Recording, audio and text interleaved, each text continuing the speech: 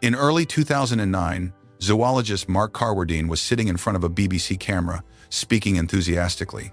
Suddenly, a plump green parrot walked into the frame. It curiously stared straight into the camera twice, then turned away. But it did not head back into the forest. Its attention had shifted to Mark. No one could have predicted what happened next. It climbed directly onto Mark's head. Its sharp claws gripped his shoulders tightly, and with remarkable enthusiasm, the parrot began, attempting to mate with the zoologist's head on live television. The encounter continued for a full minute. The bird then climbed down and walked away, leaving Mark bleeding from the back of his neck. British comedian Stephen Fry, who was standing beside him, laughed so hard that he could barely speak. The footage became a global sensation, attracting more than 30 million views on YouTube alone. But that hilarious moment was almost all most people knew about this bird. Few realized that this seemingly foolish parrot had once come dangerously close to disappearing from the earth forever. Fortunately, the species encountered a man who dedicated 50 years of his life to transforming an ecological disaster into one of the world's most remarkable conservation success stories. This story has been cross-checked using records from New Zealand's Department of Conservation, scientific studies, Ngāi Tahu materials, and Richard Henry's original writings. First, you need to understand that no species native only to New Zealand is truly ordinary. But the kakapo stands out even within that strange ecosystem. It is the world's largest parrot, yet it has a round body and an owl-like face. Kakapos cannot fly because the breastbone that supports their flight muscles has become smaller. Their short wings exist mainly to help them balance while climbing trees with their feet and beaks. They also do not have an unpleasant odor. Instead, they are said to smell like wild honey, fresh papaya, or sweet pine resin. The oldest individuals ever recorded are believed to have lived for more than 100 years. Do you remember the mating scene at the beginning? This species can be remarkably naive. Mark was wearing a green jacket, so the bird may have mistaken him for one of its own kind. But in reality, this animal also has one of the strangest mating systems in the parrot world. During the breeding season, males do not form pairs or search for a single mate. Instead, each male digs shallow bowls into a hillside, clears paths around them, and inflates his body like a balloon to produce a deep, booming call that can travel up to 3.1 miles. Females may walk long distances, visit several males, and choose a mate for themselves. After mating, the female immediately leaves, while the male continues calling for other females. All of these traits once worked perfectly within New Zealand's ecosystem. All of these characteristics evolved to help the kakapo adapt to a very unusual ecosystem, but that ecosystem no longer exists today. According to records from New Zealand's Department of Conservation, Europeans who arrived there in the 18th century completely transformed the ecosystem. Forests were cleared, while rats, cats, stoats, ferrets, and weasels spread across the land. During the 1880s, mustelids were introduced to control rabbits, but they quickly turned to hunting native birds instead. Now, look at how this parrot defends and protects itself.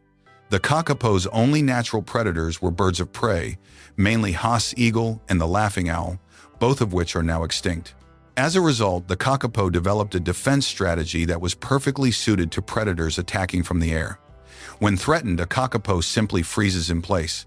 Its moss-green feathers allow it to nearly disappear against the forest floor. This camouflage helped it remain invisible to the eyes of hunting birds, but it was useless against cats and mustelids that tracked their prey by scent. One bird disappeared, then entire populations vanished. By that point, people living in these areas were saying that they no longer saw kakapos at all. But one man refused to accept this. Richard Henry believed that if humans had brought the predators, then humans also had a responsibility to move native birds to safety. In 1894, Richard Henry was appointed caretaker of Resolution Island, New Zealand's first island wildlife sanctuary. For nearly 14 years, Henry lived alone on the island. He used muzzled dogs to locate birds in the forest, then personally transported hundreds of kakapos to Resolution Island. During the first 6 years alone, he moved more than 700 kakapos and kiwis from the mainland to Resolution Island and several nearby islands. Hope finally seemed to be emerging, but do not celebrate just yet. According to original records from New Zealand's Department of Conservation, on the 4th of August 1900, ruthless stoats swam across the channel and reached the island. Although Henry set traps and used poison, the protected Kakapo population was eventually destroyed. Within just a few years, the Kakapo population Henry had worked so hard to establish was devastated. Do you know why a project that appeared to be succeeding suddenly failed? The problem was that although the birds had been relocated, the island was still too close to the mainland, allowing predators to reach it. In fact, there was another, even more important problem, but it would not be discovered until much later. We will return to it shortly. For the next 70 years after his death, Kakapo conservation made almost no significant progress. According to historical records from the New Zealand Wildlife Service, more than 60 expeditions entered the rugged Fiordland region between 1949 and 1973, yet they found only 6 kakapos. Every one of them was male, and 5 died within just a few months of being taken into captivity. Then, in 1974, a team led by young biologist Don Merton discovered 18 more birds. But once again, every single one was male. Do you understand the problem? Without any females, the last surviving males could only call hopelessly for mates, grow old, and eventually die without producing another generation. In 1977, survey teams unexpectedly heard booming calls echoing through the forests of southern Stewart Island, also known as Rockura. When they followed the sound, they discovered a population estimated at around 200 kakapos. By 1980, the most important fact was finally confirmed. There were females among them. Just as you probably are now, the researchers were overjoyed by the discovery. However, the kakapos on Stewart Island were far from safe. The island had a large feral cat population, and according to every available record, these cats had been hunting kakapos for decades. Then, exactly what everyone feared began to happen. By tracking birds fitted with transmitters, scientists discovered that feral cats were killing adult kakapos one after another. Don Merton and his colleagues understood that they could not repeat Richard Henry's mistake.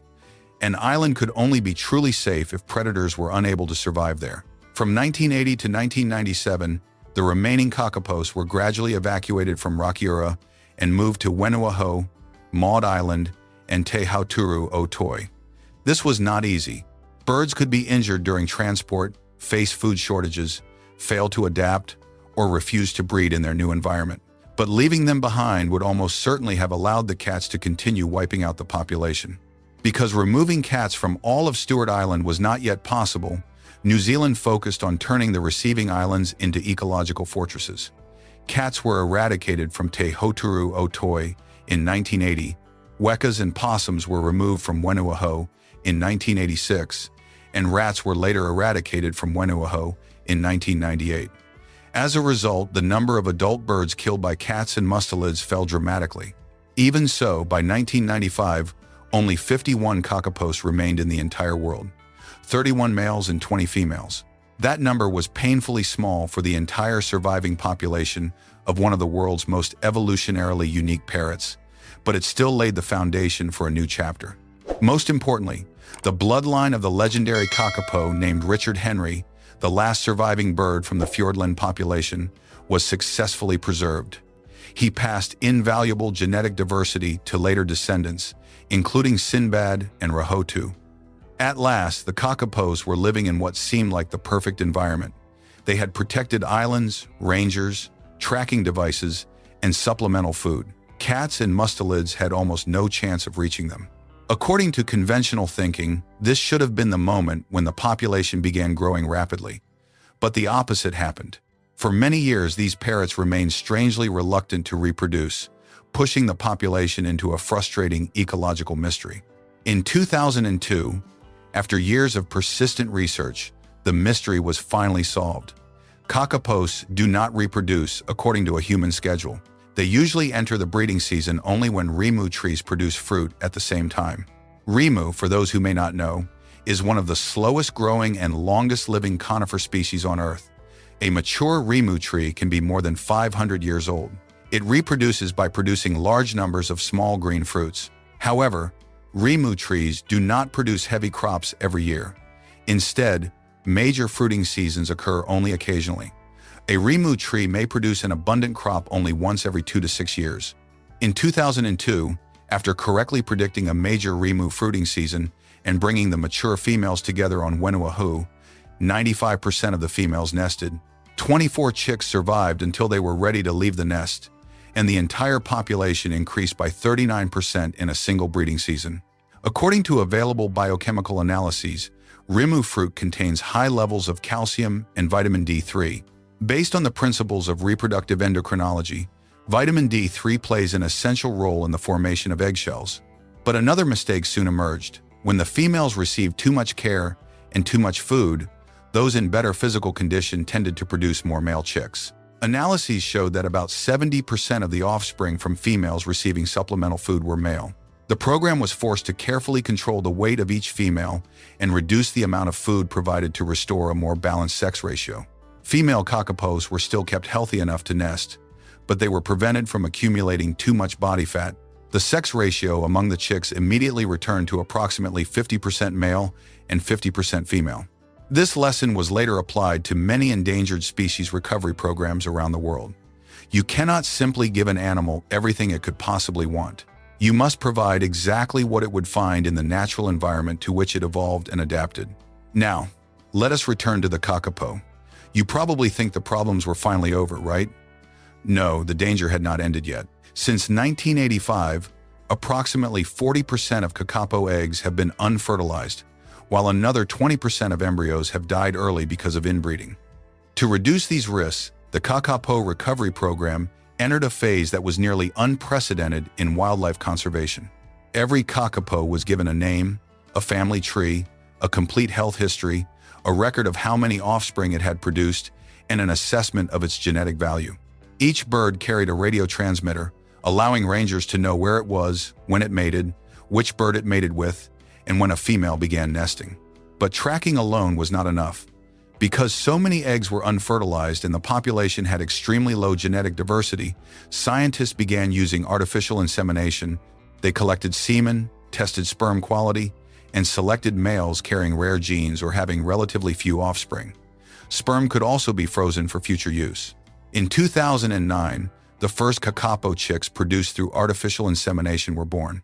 During the 2022 breeding season, the method produced 9 more chicks.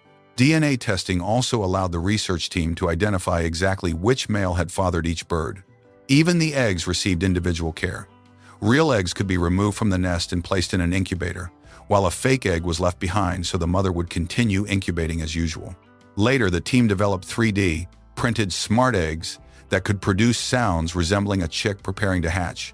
These sounds helped trigger the mother's natural caregiving instincts before the real chick was returned to the nest.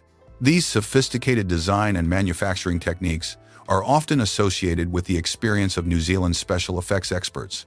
However, official sources from the Department of Conservation do not currently state that every egg was produced directly by Ngāi Tahu workshop. When a mother had too many chicks, rangers could transfer eggs or chicks to another experienced female whose own eggs had failed to hatch. Weak chicks could be artificially incubated, hand-raised, or taken to the mainland for medical treatment. Do you remember the kakapo that climbed onto Mark Carwardine's head in the opening? That bird was Sirocco, an individual who seemed to have almost no value to the breeding program. He hatched on the 23rd of March, 1997, on Wenuaho Island. At just 3 weeks old, Sirocco developed a serious respiratory illness, forcing rangers to separate him from his mother and raise him by hand. He became the first male kakapo ever raised by humans in this way. But his survival came with a consequence no one had predicted. Because he grew up with almost no contact with other kakapos, Sirocco became imprinted on humans. He sought out people, made mating calls whenever someone appeared, and showed almost no interest in female kakapos. Scientists believe that his chances of producing offspring were extremely low. From 2005 to 2015, he was taken to wildlife sanctuaries on the mainland, allowing thousands of people to see a living kakapo with their own eyes for the first time. Then, the incident with Mark Carwardine on the 2009 program Last Chance to See made Sirocco famous around the world. The video received more than 30 million views, and in 2010, Prime Minister John Key gave him the title of official spokesbird for conservation. According to many cultural accounts, he also inspired the animated party parrot icon, which became a global cultural phenomenon on Slack, the workplace messaging platform. As of July 2026, Sirocco is 29 years old and living in the wild on a predator-free island in Fiordland. But the story is not over. From the beginning, you have seen how difficult this journey has been.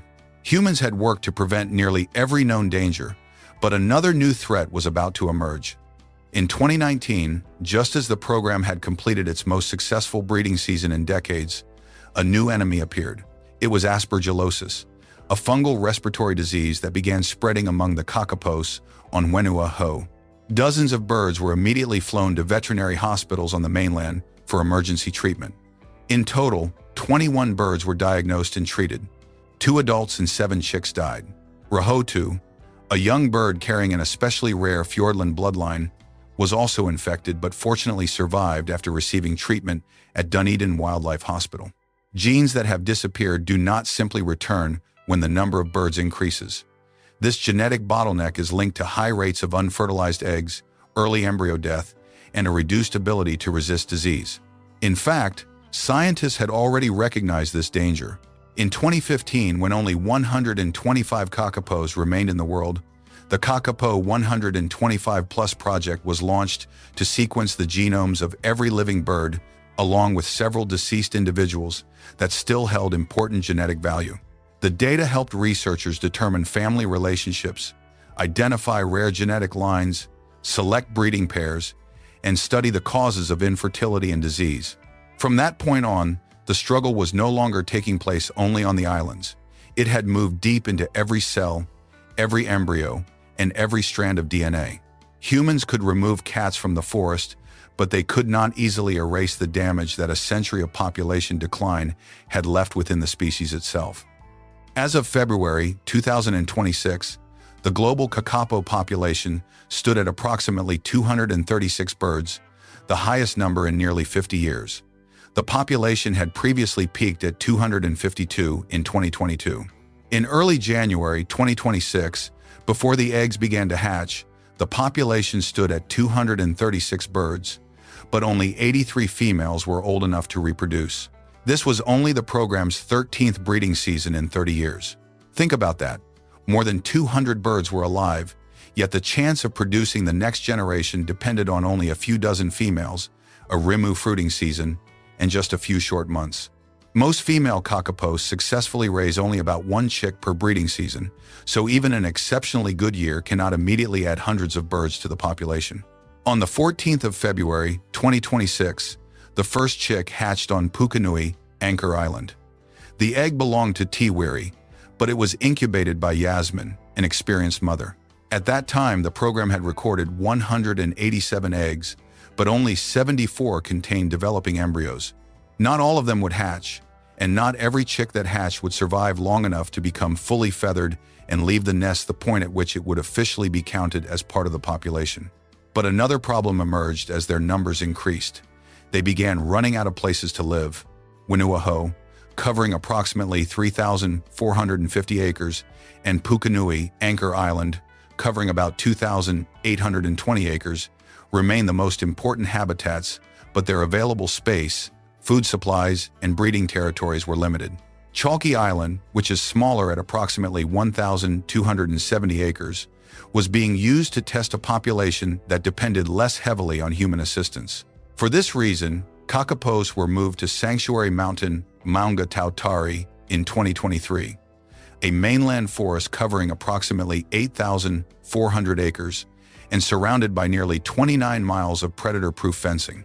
Another group was transferred to Coal Island beginning in 2024 to test whether the birds could survive in an environment where there was still a very low risk from stoats. But the heroes of this story are not only Richard Henry, the biologists, or the ranger teams. To Ngāi Tahu, the kakapo is a taonga, a treasured species connected to their ancestors, culture, and responsibility to protect the natural world.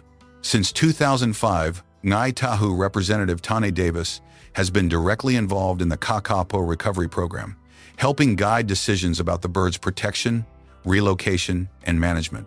Their goal is not simply to produce as many birds as possible. Ngāi Tahu and New Zealand's Department of Conservation are working together to restore the species Maori, its life force, vitality, and ability to survive naturally. After all, even a population of 500 birds cannot be considered truly recovered if it still depends on humans to provide food, choose breeding partners, incubate every egg, and save every chick.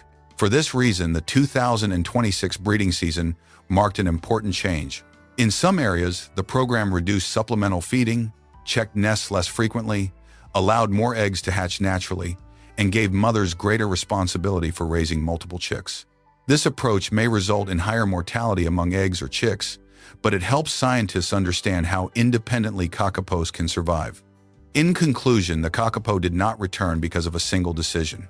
The species survived because people repeatedly recognized their mistakes and changed their approach, moving the birds away from cats and mustelids, clearing predators from islands, monitoring remove fruiting seasons, adjusting food supplies, protecting every egg, using artificial insemination, sequencing the genome, and working with Ngāi Tahu to restore not only the population, but also the species Maori, its natural vitality and ability to survive.